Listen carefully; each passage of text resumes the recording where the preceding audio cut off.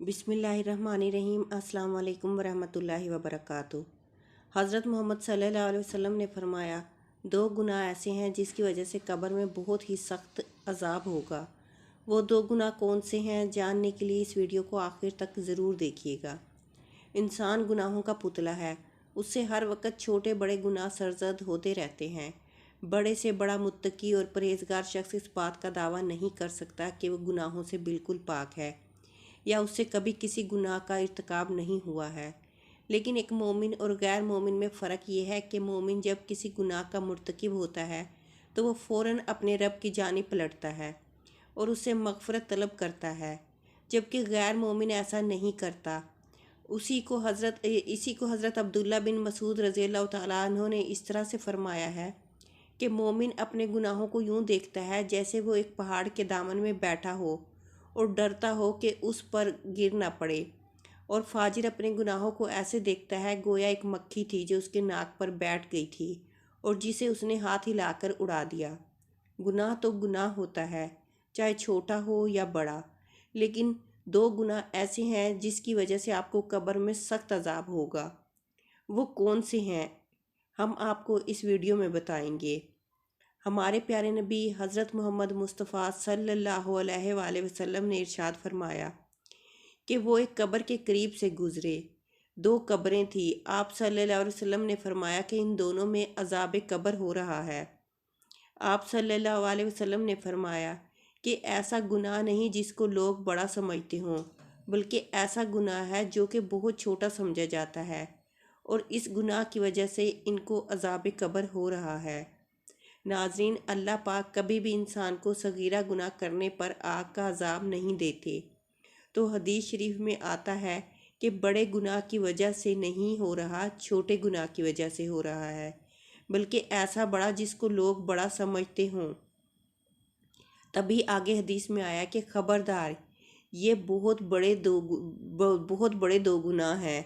नाज़रीन, हमारी ये गलत फहमी है। बाज़-औक़ात बहुत से गुनाहों को हल्का समझते हैं, लेकिन अल्लाह की नज़र में वो दुगुना बड़े होते हैं।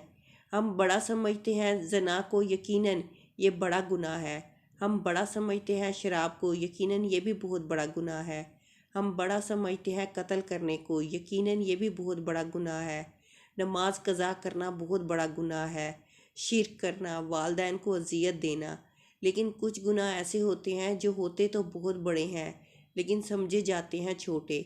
तो इसीलिए आप सल्लल्लाहु अलैहि वसल्लम ने फरमाया कि इन दोनों कब्रों के अंदर इन दोनों अशखास को ऐसे दो बड़े गुनाहों की वजह से अजाब हो रहा है जिनको ये छोटा समझते थे। उनमें से एक, ये पेशाब से ना बचते थे, पेशाब से एहतियात नहीं करते थे। अबू हुरैरा रज़ी अल्लाह तआला अन्हु से रिवायत है कि रसूलुल्लाह सल्लल्लाहु अलैहि वसल्लम ने फरमाया, पेशाब के छींटों से बचो, क्योंकि अमूमन कब्र का अजाब इसी वजह से होता है। नाजरीन, इस्लाम में तहारत की बहुत इज़्ज़त है। कहीं भी खड़े होकर पेशाब कर दिया और छींटे पड़ रही हैं और आपको कोई फ़िक्र ही नहीं, ऐसे नहीं। रसूल पाक सल्लल्लाहु अलैहि वसल्लम ने फरमाया कि इनको यानी एक शख्स को अजाब क्यों हो रहा है, यानी पेशाब से बेहतियाती की वजह से। इस्लाम हमारे अंदर की सफाई भी और बाहर की सफाई पर भी बहुत ज़ोर देता है। लेकिन एक बात खूब याद रखें कि आप तहारत के मामले में कहीं वहमी ना हो जाएं, शक में ना पड़ जाएं। वाशरूम के अंदर इतना थोड़ा सा ख्याल करें कि आपको छींटे ना पड़ें। इतना ज़्यादा नहीं कि आप वाशरूम से निकल रहे हों और सोचें कि कहीं आपको छींटे तो नहीं पड़ गई। हज़रत ज़ैनुल आबिदीन का नाम आप लोगों ने सुना होगा। वो बहुत बड़े बुज़ुर्ग गुज़रे हैं। वो क्या करते थे कि हज़रत इमाम हुसैन जब करबला में शहीद हुए तो उनकी नगीन औलाद में सिर्फ वही बचे थे। तो वो एहतियात की वजह से कि जब उन्होंने पेशाब के बारे में हदीसें सुनी तो एक बोतल रखते थे और जब भी पेशाब किया करते उस बोतल के अंदर किया करते ताकि पेशाब की छींटे ना पड़ें। और फिर लोगों ने उनको मना किया और फिर उन्होंने खुद यही अमल छोड़ दिया। नाजरीन, बस इतनी एहतियात काफ़ी है कि वाशरूम में बस ऐसा ना हो कि आप लोग वहम में पड़ जाएं। एहतियात करें कि खड़े होकर पेशाब करना ये बिल्कुल गलत है। जो लोग ऐसा करते हैं उन लोगों को रोका गया है इस अमल से कि बहुत बारीक बारीक छींटे अगर आपको पड़ जाएं तो उल्मा कहते हैं कि वो तो आपको माफ़ है, क्योंकि उनसे बचना मुमकिन नहीं है। دوسری قبر میں جو شخص دفن تھا اس کے بارے میں حضرت محمد صلی اللہ علیہ وسلم نے فرمایا کہ یہ شخص چگلی کیا کرتا تھا، ادھر کی بات کو ادھر کہہ دینا اور ادھر کی بات کو ادھر کہہ دینا۔ اس پر اسے عذاب قبر ہو رہا ہے۔ اس سے پتہ چلتا ہے کہ جو لوگ چگلیاں کرتے ہیں تو یہ صغیرہ گناہ کے مرتکب نہیں۔ ہمارے ہاں زنا کو تو برا سمجھا جاتا ہے، شرابی کو بھی برا سمجھا جاتا ہے، لیکن چغل خور کو کچھ بھی نہیں سمجھا جاتا۔ یہ چغل خور ایسی لڑائیاں کرواتا ہے کہ آپس میں محبتوں کو نفرت میں تبدیل کر دیتا ہے۔ ورکرز کو اپنے باس سے لڑوا دے گا، بھائی کو بھائی سے لڑوا دے گا، شوہر بیوی کو اور بیوی کو شوہر سے لڑوا دے گا۔ یہ سب مسائل کہاں ہو رہے ہیں؟ لگائی بجائی والے ہیں۔ تو چغل خور کے بارے میں قرآن کیا کہتا ہے، حدیث کیا کہتی ہے؟ یہ صغیرہ گناہ نہیں ہے۔ صحیح بخاری میں اس طرح بیان کیا گیا ہے، رسول اللہ صلی اللہ علیہ وسلم ایک دفعہ مدینے یا مکے کے ایک باغ میں تشریف لے گئے۔ وہاں آپ صلی اللہ علیہ وسلم نے 2 شخصوں کی آواز سنی جنہیں ان کی قبروں میں عذاب کیا جا رہا تھا۔ آپ صلی اللہ علیہ وسلم نے فرمایا کہ ان پر عذاب ہو رہا ہے اور کسی بہت بڑے گناہ کی وجہ سے نہیں۔ پھر آپ صلی اللہ علیہ وسلم نے فرمایا بات یہ ہے کہ ایک شخص ان میں سے پیشاب کے چھینٹوں سے بچنے کا اہتمام نہیں کرتا تھا اور دوسرا شخص چغل خوری کیا کرتا تھا۔ پھر آپ صلی اللہ علیہ وسلم نے کھجور کی ایک ڈالی منگوائی اور اس کو توڑ کر 2 ٹکڑے کیے اور ان میں سے ایک ایک ٹکڑا ہر ایک کی قبر پر رکھ دیا۔ لوگوں نے آپ صلی اللہ علیہ وسلم سے پوچھا کہ یا رسول اللہ، یہ آپ صلی اللہ علیہ وسلم نے کیوں کیا؟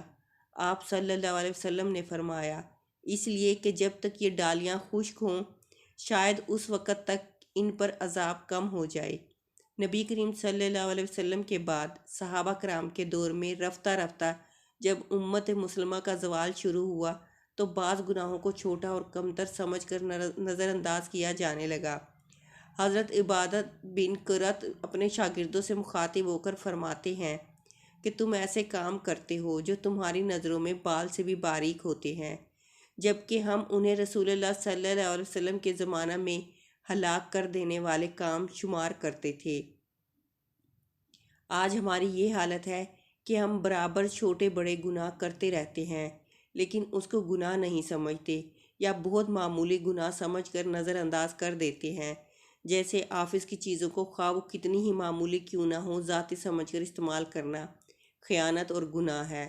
لیکن ہم میں سے اکثر لوگ ایسا کرتے ہیں۔ ایسا اس لیے ہوتا ہے کہ ہمارے دلوں سے اللہ تعالیٰ پر یقین، جزا و سزا کا احساس اور حلال و حرام کی تمیز نکل چکی ہے۔